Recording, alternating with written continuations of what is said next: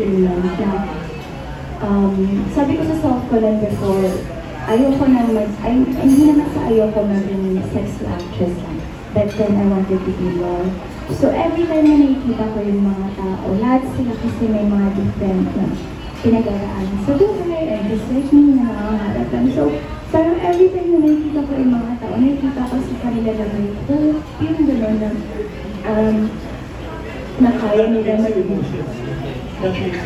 Yes, that makes me super emotional kasi sa show, hindi scripted yung show namin. And every time na nakikita ako, may narinig akong story about other people, yung mga pinagdadaanan nila, yung gano'n. Tapos as na nag-host lang, na nag-share ng happiness with them, sobrang laking fulfillment ka sa akin na makasaya sila and makita sila na alam mo yun, na kahit ako may dinadalang problem, parang mas malaki pa yung dinadala nilang problem. So, yun kaya sobrang grateful talaga ako na naging part ako ng Girl Doing. Kasi ang dami kong natutunan, ang dami kong nakita, ang dami kong sabi ko, dito pa lang kasi na hindi lang yung sarili mo yung kailangan isipin, pati yung ibang tao. Iba yung feeling kapag ibang tao yung bibigyan mo ng happiness, na bibigyan mo yung lahat ng tulong sa kanila, kahit hindi man yung pera, sarili mo lang.